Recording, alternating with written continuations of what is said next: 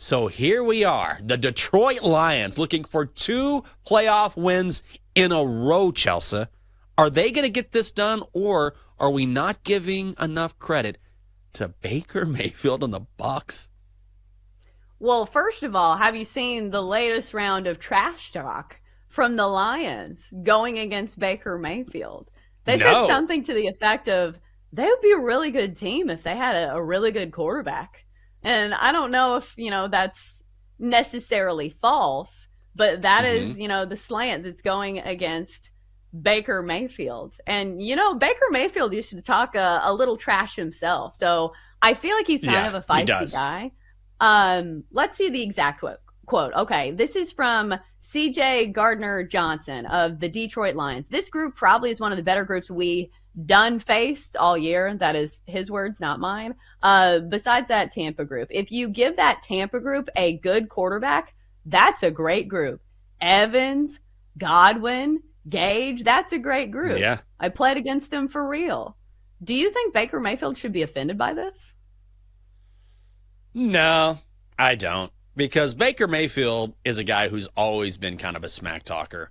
I feel like if this were not Baker Mayfield, then maybe we wouldn't be hearing this in the first place. I mean, even if you go back to his college days, wasn't he the guy planting the Oklahoma flag in the middle of the shoe?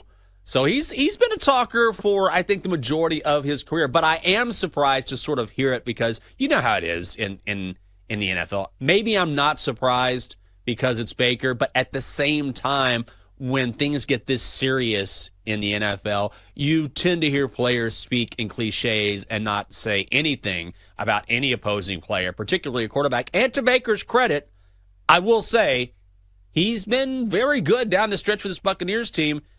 At the beginning of the season, we didn't even know he was going to start. There was a question as to whether he was going to get the call for Tampa Bay or Kyle Trask was going to get the start. So to Baker's credit, and I'm not a Baker guy, he's been very good. Oh, for sure. And it should be noted that he has faced the Lions this season.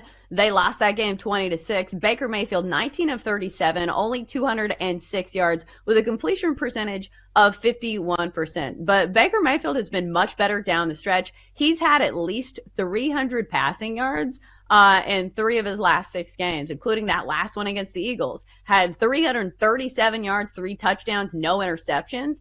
So, Jenks, which Baker Mayfield do you think we get? Do you think we get the one that we have seen down the stretch, or does Baker revert to the quarterback that's been the journeyman for like the last 3 seasons? Ooh, I don't know if he'll revert to being a journeyman again. I don't necessarily think he's going to light up the Lions, but I kind of feel like, man, I go back and forth on this game. These games are so tough to handicap in the National Football League come playoff time. I kind of feel like maybe the Bucs can keep this close-ish. Now, the Buccaneers certainly don't have the offensive weaponry that the Rams have, and certainly Matthew Stafford is easily a better quarterback than Baker Mayfield. But you can throw on the Lions. You can score on the Lions. So even if Baker Mayfield, he doesn't have to be all-world. I do kind of like the Texans getting 9.5. Feels like a good spot for a team that's been undervalued, a team that's been playing with a lot of confidence. And sometimes these young teams, they're playing with house money. There's no pressure on a team that has a rookie quarterback because nobody expected them to be here in the first place. I will say the Ravens, over the course of their recent history, have kind of struggled in this spot where they're coming off the extended break. Yes, it's a great thing to have extra rest, but sometimes you can come out rusty.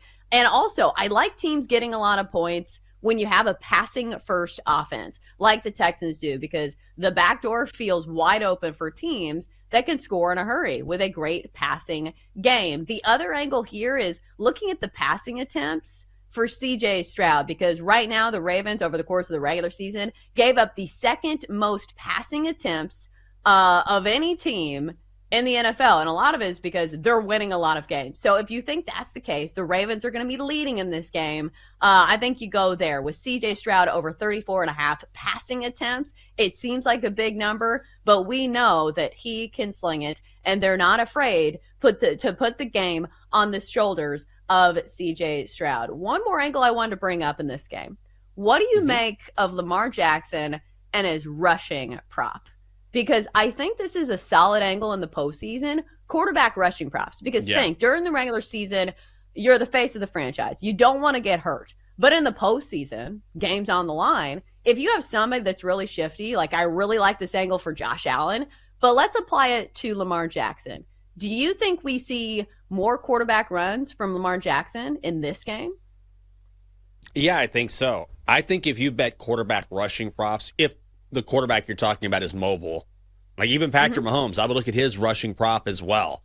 So Josh Allen is the perfect example because look at what the Bills did. What happened in the regular season when they started this winning streak of theirs, that they didn't take the ball away from Josh Allen, but what they said was, okay, we're not going to have you run the ball as much.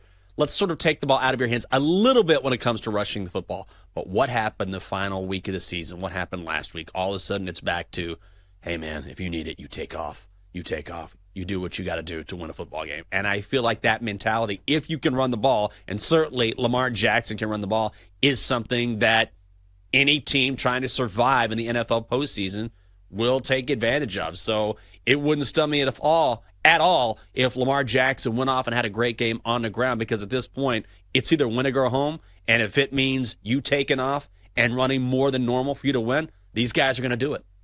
Chris, I got to get your take on Chiefs and Bills. And I think this is so fascinating based on their history. And now the Buffalo finally gets Kansas City at home, which is what they've wanted for years now. So is this the Bills' time, not necessarily to win the AFC, but to finally beat the Chiefs in the playoffs? Or are you going with Mahomes as a dog? He's been really successful in a spot like this.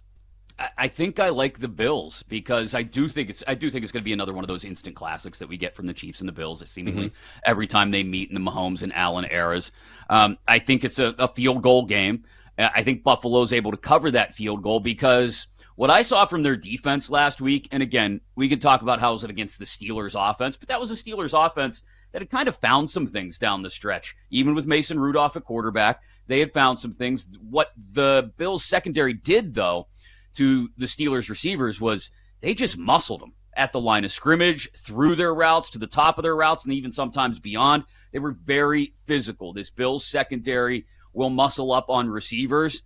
And for a set of wide receivers outside of Rashee Rice, who is probably thinking not just, okay, got to get open, got to make this cut, got to make that read, but also thinking, and then catch the ball. I think it's going to be difficult for Mahomes to connect with anybody beyond maybe Kelsey and Rice. I don't think there's a lot of weapons for him to utilize right now. And I think Buffalo's defense, despite some injuries at inside linebacker, which may open up some things in the middle for both Kelsey and Rice, and may give Pacheco a little bit of room in the run game, I think they're going to have a hard time really getting consistently going. It's going to be, again, about the Chiefs' defense, which is what it's been about most of this season. And despite the absence of TJ Watt, that was still a pretty good Steelers defense out there on Monday.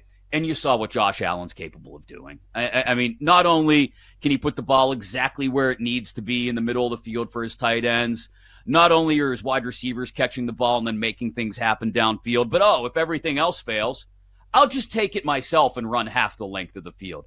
I think this is Josh Allen and the Bills were, I don't want to say lucky, but almost fortunate in the way that they had to scratch and fight and claw for every last W down the stretch to stay in the conversation. They've been in that mindset for seemingly 2 months now, and I think that helps them, especially getting Mahomes on the road in Buffalo. So I like the Bills.